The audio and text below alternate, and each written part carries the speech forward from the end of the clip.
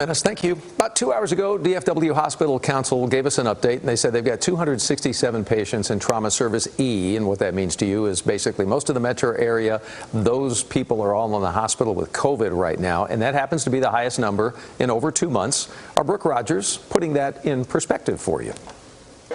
Local experts say they're not pushing the panic button, but COVID cases are creeping up again in North Texas. Right, so we are, continuing to see some slow and steady increases in the positive active cases, but that's still in the context of very low numbers. Parkland Center for Clinical Innovation, which tracks Dallas County COVID cases, reports a 15% rise in general population cases last week from 2 weeks earlier. President and CEO Steve Miff says to keep those numbers in perspective. Current active cases remain about 2,000 across Dallas County. That represents only about 2 to 4% of the peak Omicron wave.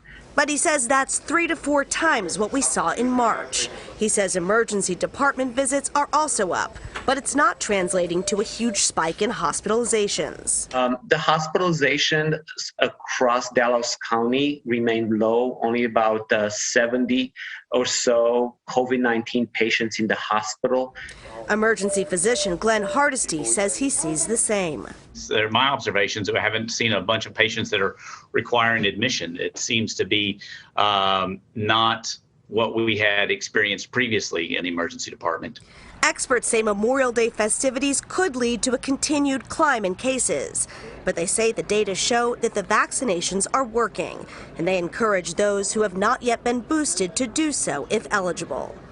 Recent numbers also show that Omicron is now by far the dominant variant, both locally and nationally.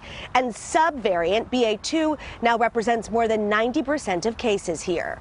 Brooke Rogers, CBS 11 News. Still ahead for